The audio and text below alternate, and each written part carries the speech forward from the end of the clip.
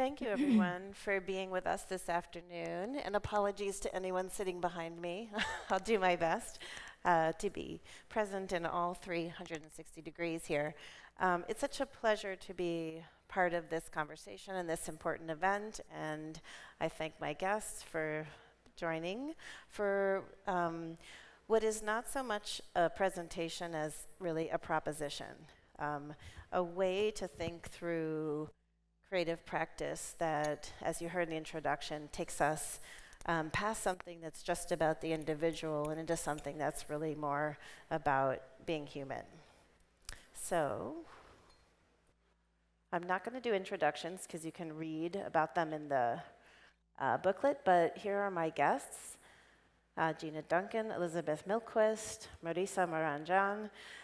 They all wear multiple hats and play many roles, but together share an interest in how we think about the arts more broadly.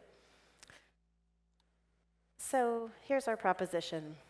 How can art get closer to life? In the background here, you can see a stadium full of people. And if you think about a sporting event or a concert, most of the people sitting in the audience have had an experience with that practice, right? If you've played on a team or you've taken music lessons and you're listening to someone who's like Angelique Kidjo, you know what it takes in your body to produce that kind of sound and that kind of energy. And I would venture to say we've lost that for the visual arts, that most people who walk into an art museum today don't have that embodied experience. They're not necessarily coming with the deep history of making things.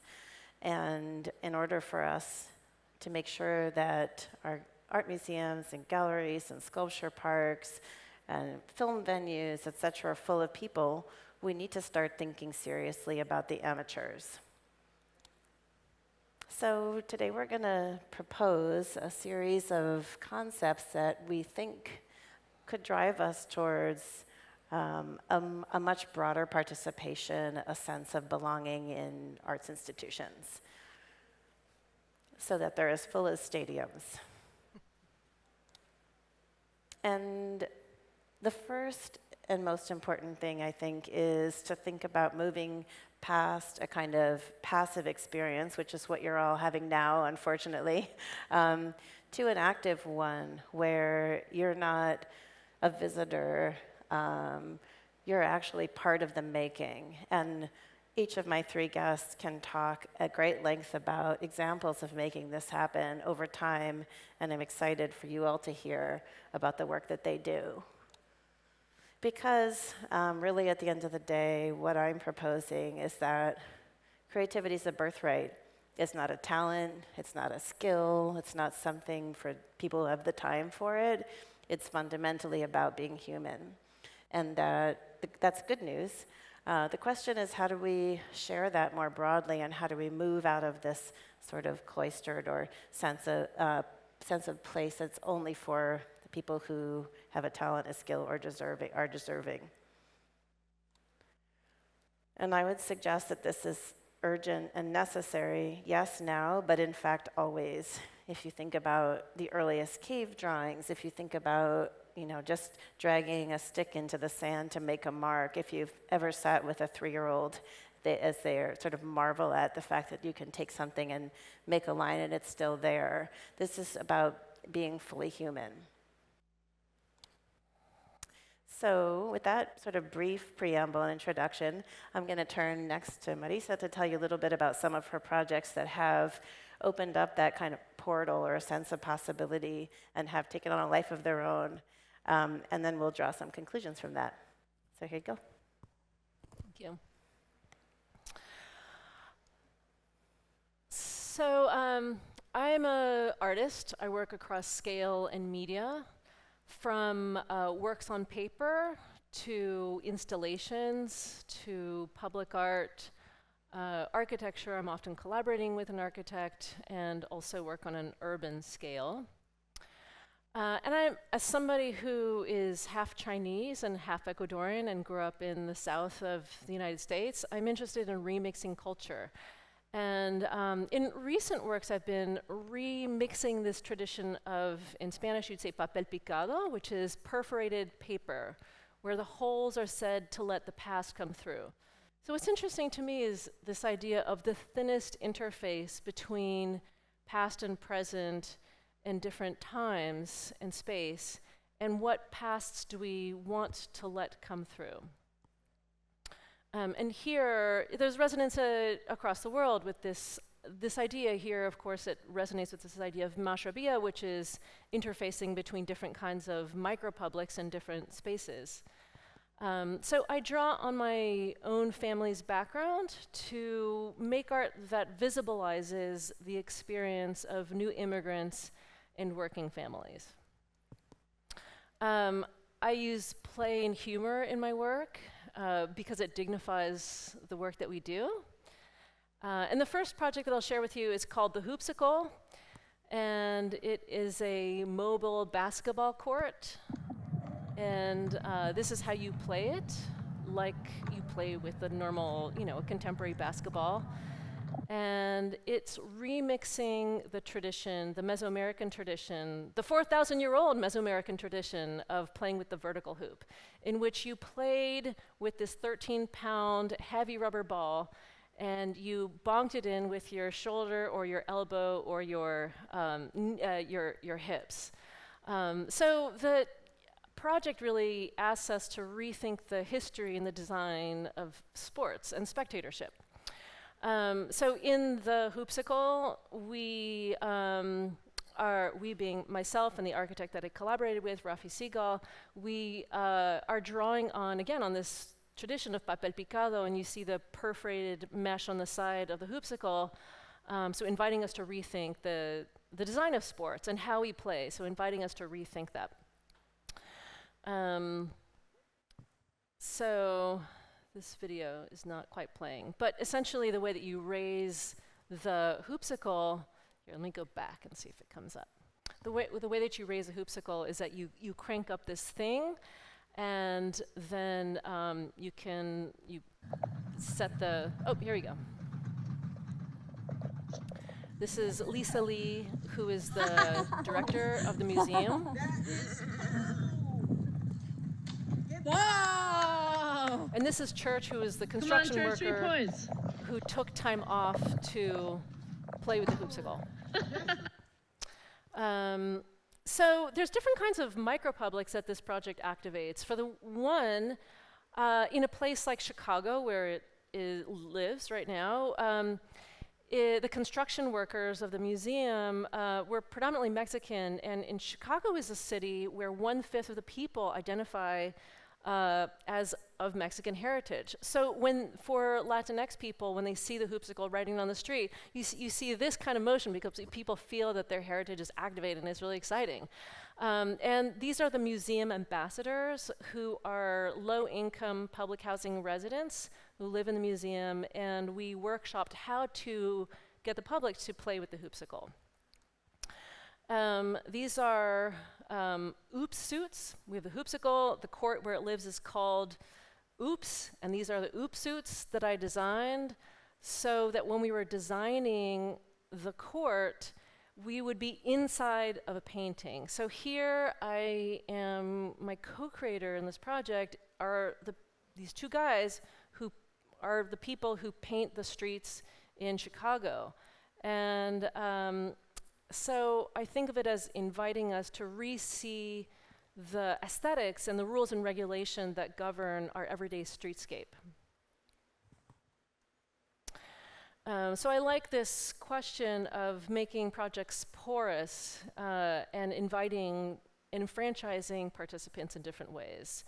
I'm also going to share the Biblu Bandido. And this project, Biblu Bandido came around this small rural town, I mean 400 people, in rural northern Honduras, invited me to collaborate on a literacy project. And what we created was this legend of a bandit who eats stories. And he's so hungry for stories that he pesters little kids until they offer him stories that they read, and it fills up his belly. So here's a bit about what we created. If you can run the video.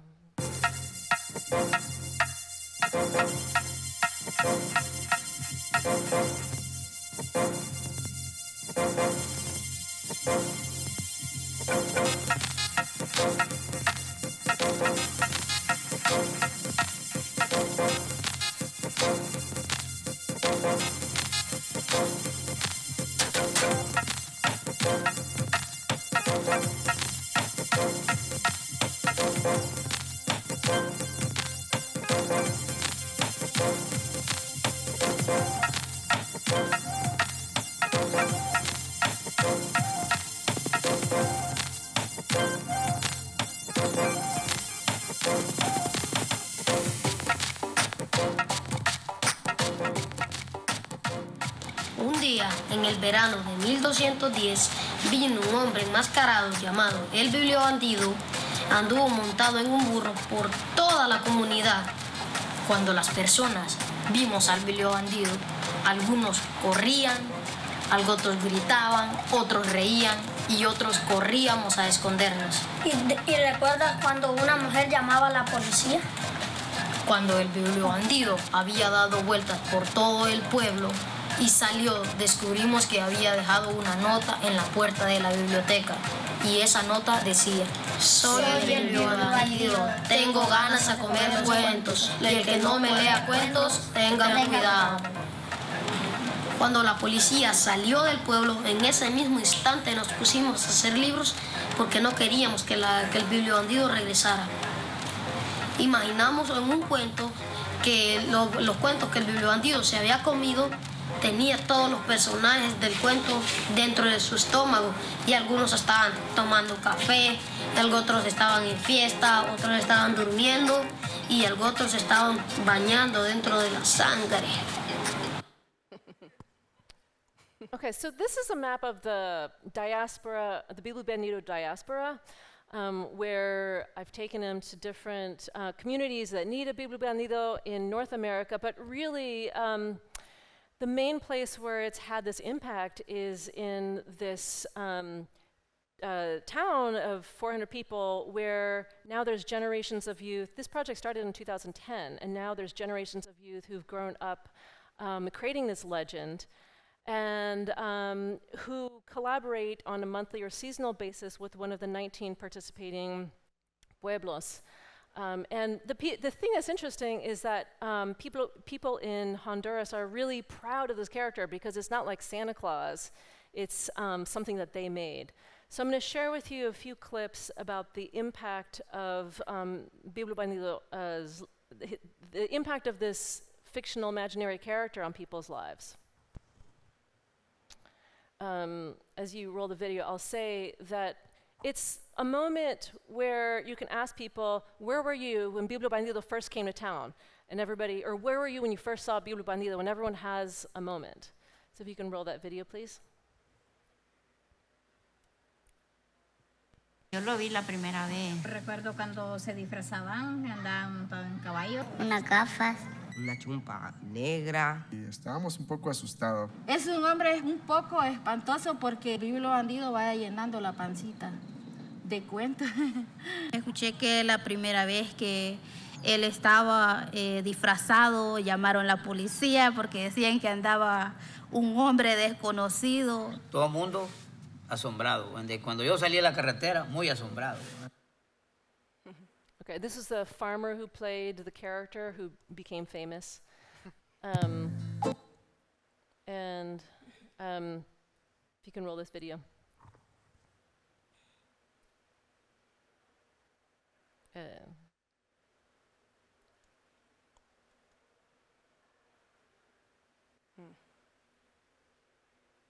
¿Crees en Bibliobandido?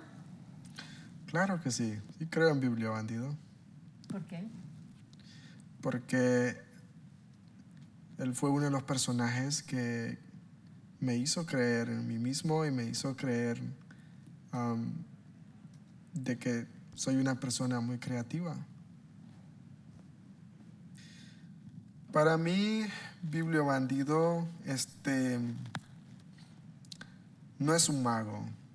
Yo creo que es un genio de que inspira como a muchos niños, a maestros y que inspira a mucha gente de la misma comunidad de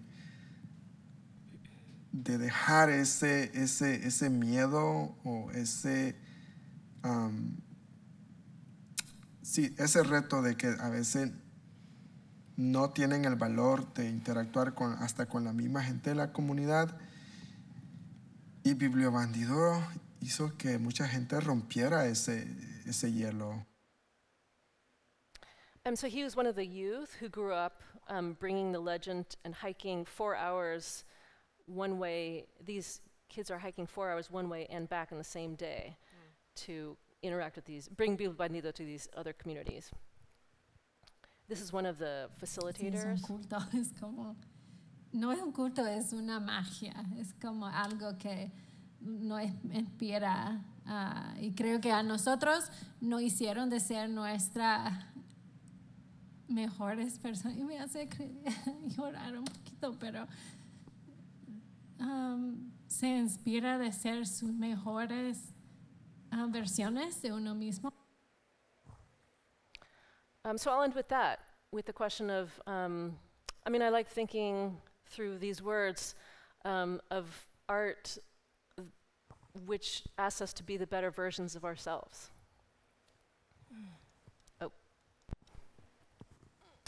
I'm just going to segue and say, thank you, that for me also at this framing, this term that Syra mentions about invitational art, I think is a really generous way to think about the porosity of authorship and really the abundance of creativity and how we activate that. Thank you. Elizabeth. Thank you very much. Well, I remember reading a wish written on a piece of paper, hanging tied to a branch on a tree.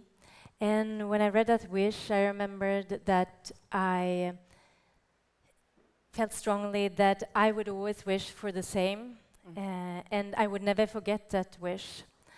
The wish was written by someone that had followed the instruction of Yoko Ono and had the instruction or the invitation goes, write your wish on a piece of paper and hang it on a tree. So this work makes the viewer a participant, and it might be very familiar to you. It's a work that you might have seen a plant in a pot in a museum or outside like this. I worked with artists at the sculpture park in southern Sweden more than 10 years ago, and she asked us to plant 14 apple trees. So, because it's in the outside, you would see people gather around the trees, they would share the wishes, they would read the wishes, and it becomes a diary of sorts. And in the outside, of course, the seasons will pass, and the blossoms will turn into apples, and the apples will hang next to the wishes. The work changed, and the artist wanted to have the wishes, that we would send the wishes to her. So every year we would harvest the wishes, and they would be stacked in piles of 100, and we learned that the work or the wish trees carried 10,000 wishes annually that were harvested. And we figured out a method to do this, and it started in the beginning of 1 week when some members, some colleagues, and in the end everyone joined in and harvested the wishes. And this is Sweden in fall. It's chilly, hot drinks are needed, maybe long johns. And this took time, so people saw us doing this, and visitors, or really the makers of the work, they would want to join. And they joined us. So they joined the institution, and together we kept on caring for the work. 10 minutes, or if you take another route, 40 minutes from there is another work by Yoko Ono, and this is Sky Ladder, Also, that work has an instruction: climb the ladder to see if the sky is nearer. In a sculpture park, movement is inevitable. So movement and art always makes me think of Robert Morris. He was a central figure within American minimalism and with works that encouraged movement. He said that I rather break my arm falling off a platform than spend 1 hour in detached contemplation of a Matisse. He continued saying that we have become blind from so much seeing. It's time to press up, squeeze against, and crawl over, not so much in a childish naivety to return to the playground, but to acknowledge that the world exists at the limits of our skin. This work by artist Molly Haslund references Robert Morris' work and his sculptures. She takes ordinary objects, well-known objects, and modifies them, as here, with 3 double wall bars. This work comes with an instruction, and it's for a minimum of 6 persons, and it's a minimal instruction, and it involves hanging from the wall bar without your feet touching the ground. And when you can't take it anymore, you will get down on the ground and you join the audience. And this action, the hanging, replacing, and joining, continues in a loop. And even if the group is smaller, you'll continue. It's similar in this work, also by Haslund, where we have swings, and you're supposed to try to go in 2 rows in opposite directions. So this needs from the participant that the individual coordinates with the group. So this becomes a complex collaboration, and I think, isn't that really what play is about? A complex collaboration. So let's talk and think a little bit about play. So Robert Morris emphasized how the world exists out the limits of our skin and our physical self and the interaction with the external conditions. And those works are examples of actions where we inquire through moving and inquire through play. In 1968, in Copenhagen, an artist collective knocked on the doors of their neighbors and said, "Do you want to help me build a playground?" They were not satisfied with the conditions in the city, that it didn't give space for children to be able to play. And this action later on continued with a Swedish group that has the name Action Conversation. They took over Moderna Museet in Stockholm temporarily and turned it into a playground exclusively for adults. I didn't bring an image of that because I want you to picture any institution you like, what that would look like. So Robert Morris' exhibition with works that encouraged participation and movement, it closed almost before it had started. The model for a changed society, the playground, well, that hasn't been exactly repeated. There's been some iterations of it, but let's see. So I think it brings forward how we can act in institutions, and I think it's the making in institutions. It's not something that is new. It's something we're very used to see, and I think it's exciting to expand and think, who can join this? Can it be the very, very young? Here we have baby painting going on, and when it comes to baby painting, it's not about the result. It's about the process, and yes, the paint is edible. Here it's 1 to 3 years old.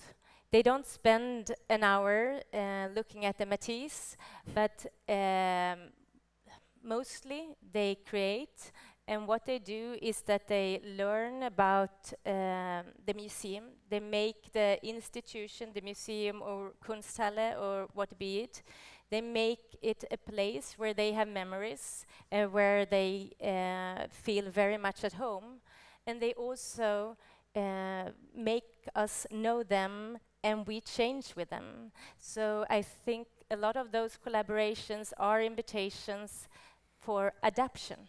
How can we also change if we want to change and add to who visits? So if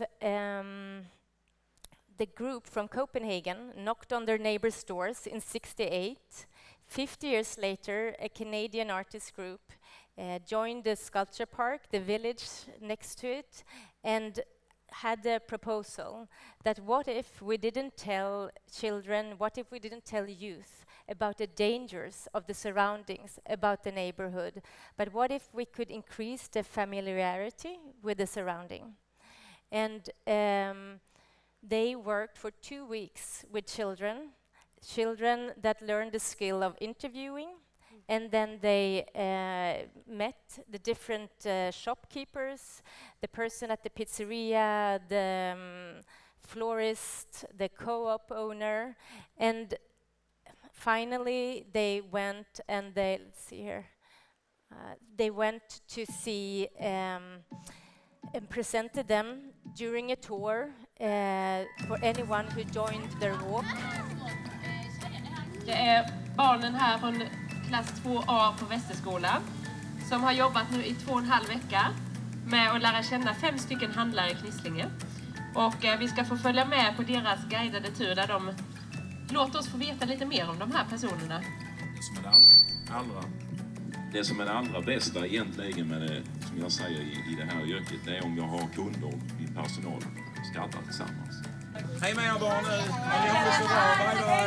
Bye bye! Bye bye!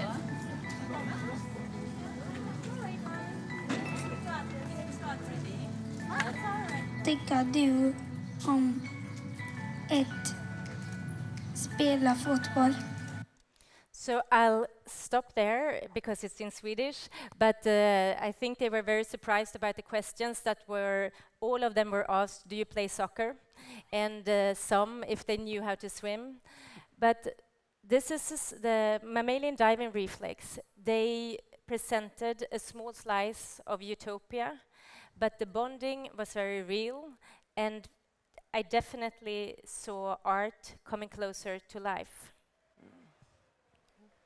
Thank you so much. And these are some of the sort of summaries, if you will, of those projects. Yes, making the work, care for the work, move with the work, and also growing up with the work. Okay. I think I passed this to you. Next one. Yeah. So I'm coming to this from a different perspective than most of you, and I'm actually going to talk a bit about the work I did prior to the role that I have now. So I'm currently the president of BAM, but prior to that, I was running the film program from 2017 to 2020. And when I came in to run the film program, I was the first executive hired at the time to do that, to ever do that. And the idea that the president at that time had was, how can BAM Film differentiate itself from other film programs across the city? Up until that point, I would say that the film programmers were trying to replicate what was happening at MoMA or Film Forum or other places, as opposed to thinking about BAM Film program differently. I was also thinking, when I got to Brooklyn, how do you program and build community in such a large city? So I was coming from a suburban art house where it was the only game in town, and that had its own challenges, but it was easier. It had a small town feel. So when you come to Brooklyn, how do you make Brooklyn feel like a small town where I could go in and I know all the people and the characters there? It was also during the time when in the film industry we were talking a lot about Oscar So White. And that was in reaction to a year in which there were a lot of nominees. There was not a diversity that reflected what was actually happening in the field.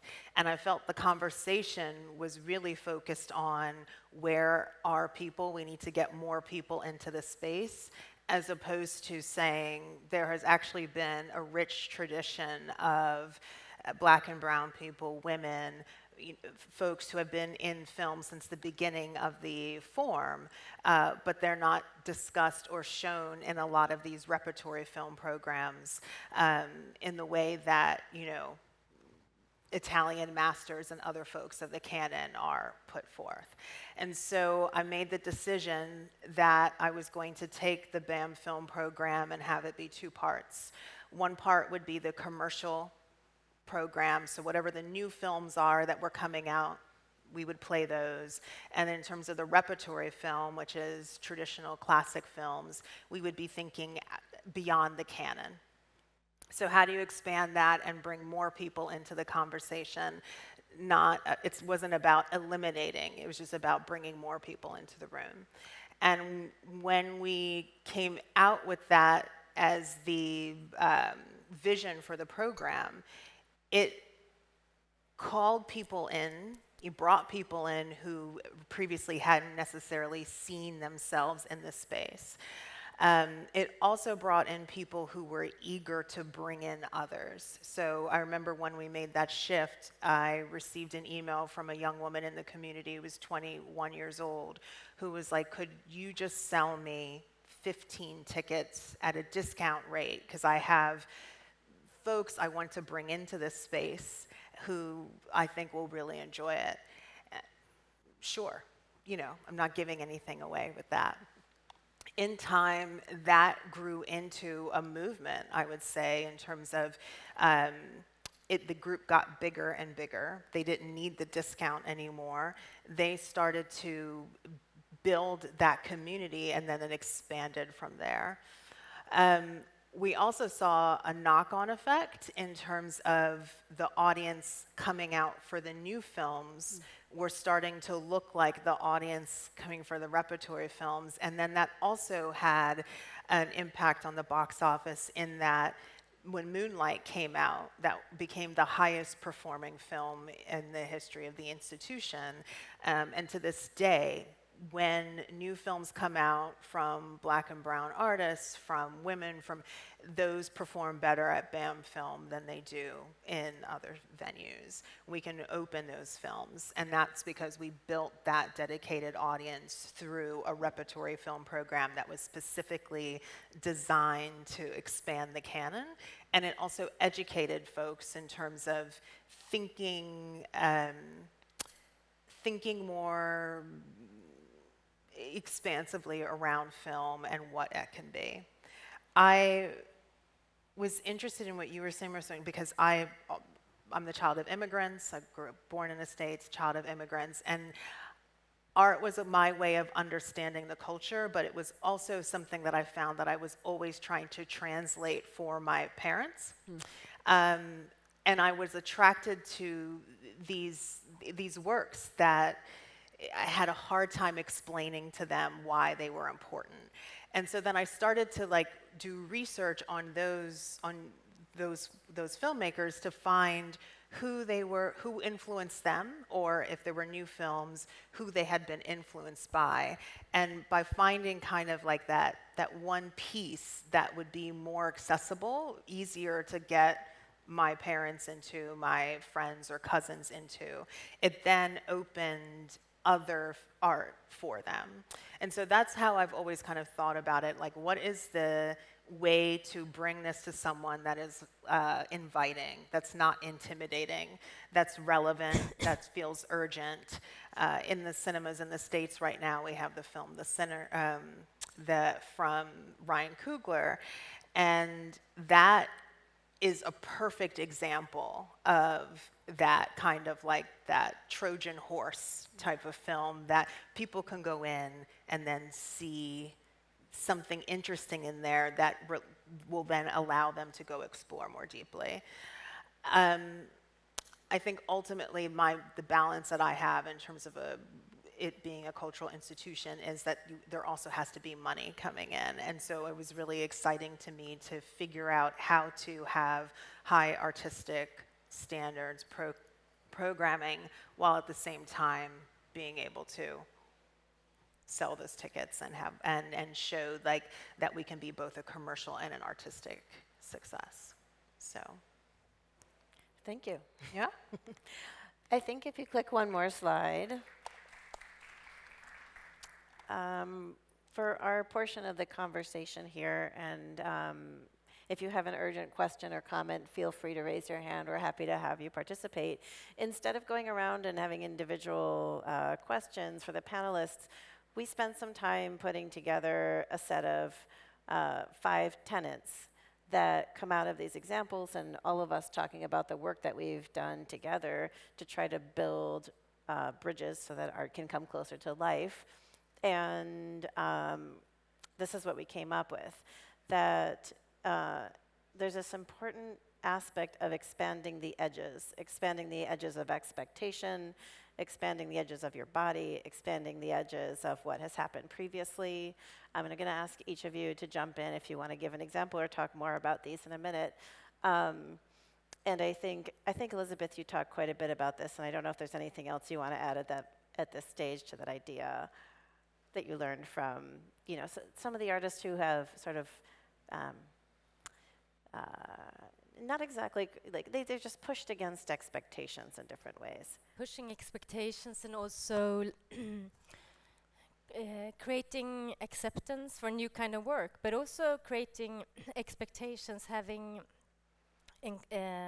encountered work that has one kind of logic, and then wanting to have more of that, wanting to be a part of, exploring. I've seen that very much. So we were talking about, having an artist like Yoko Ono come and do an installation, but then the organization for 10 more years shepherds that work forward. Or with Biblio Bandito, what were your expectations in the beginning, and where did you land? It was an open-ended invite to create a project with this rural community. And we staged it, so we came through town, the police came, and you saw that clip. And my hope was to leave and have this, what I saw, people were really excited about bookmaking and writing stories, because it was really different from the very traditional education that they received. And after 10 days, I left, and I was hoping that it would be sticky, and I actually didn't know, because they were so remote, and this was 2008, really, is when it first started, the pre-start. It wasn't until a year and a half later that the organizer was talking with her on the phone. She got reception in like a jungle, and I said, how's it going? And she said, oh, it's good, it's Biblia Bandito week. And I said, what's that? And she said, oh, it's the 3rd week of every month is where we invent new characters and episodes, and we bring it to one of the 19 participating communities.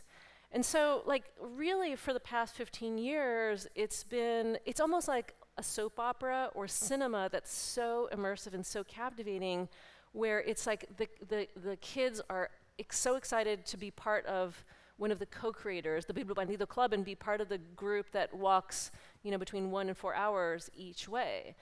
My expectations were, I had pretty open-ended outcomes. I don't know. So it really exceeded what I ever could have imagined.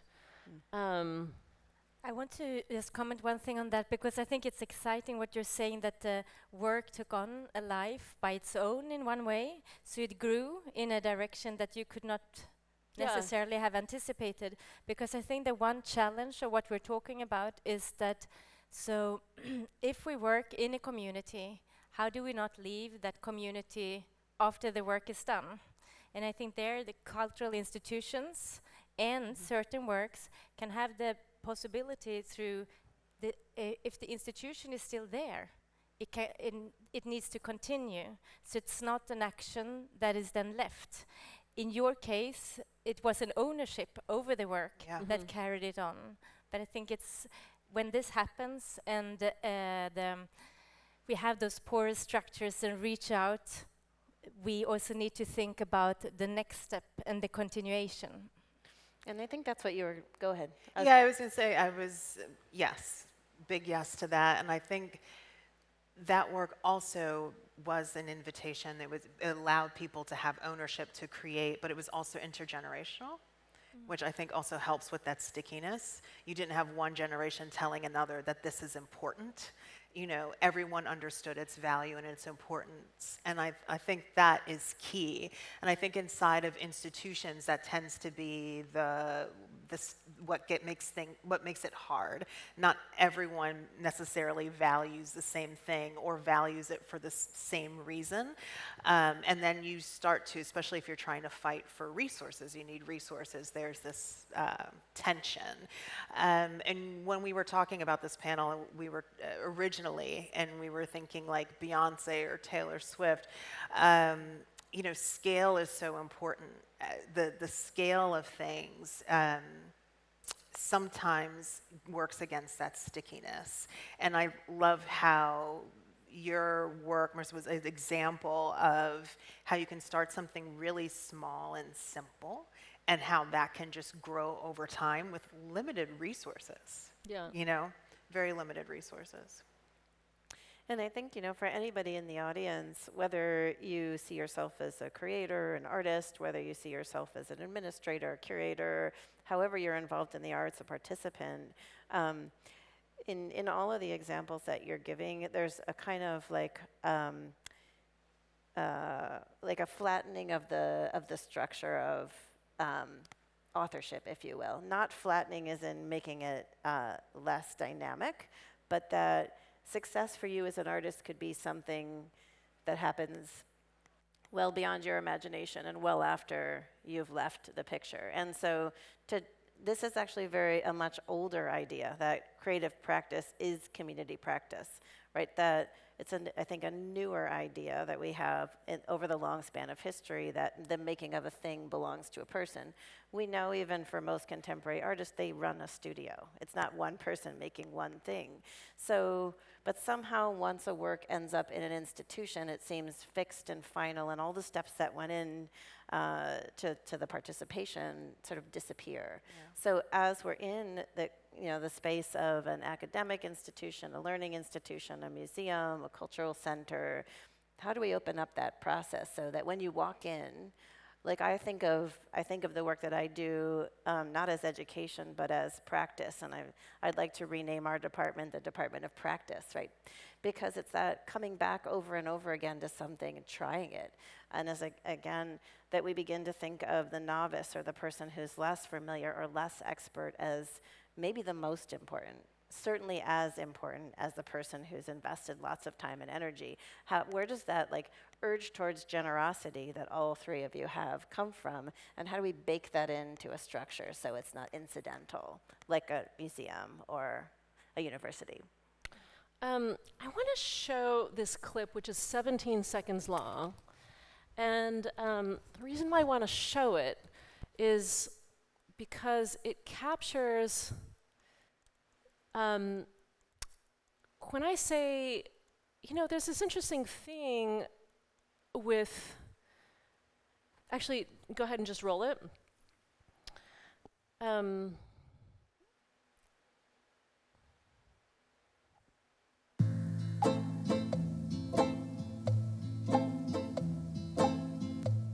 Nunca, ni por un sueño, yo pensar que pude ser tan famoso.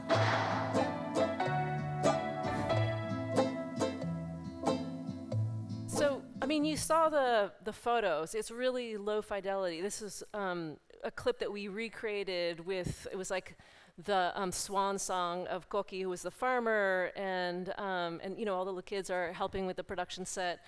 And then we interviewed Koki afterwards, and this is the best I mean, what's fascinating about that project, and like, you know, an honor to be a part of, is that this is, I mean, he has a really difficult life as a farmer, and this is, you know, it's an agrarian community, and it's so imaginative. It's like that clip is how people imagine what was actually pretty, you know, janky. You know, it's like they fill in the gaps. But when I think one of the things that's interesting to me about this conversation and about, you know, for example, when I go to the Guggenheim and have participated and seen the program that you do, it's always assuming, it's very generous in your assumption in the participant and the viewer's capacity to imagine, and it is rigorous. You know, there's so many moments. I'm thinking of the poetry event by individuals who are hard of hearing, and it was so awe-inspiring. It was really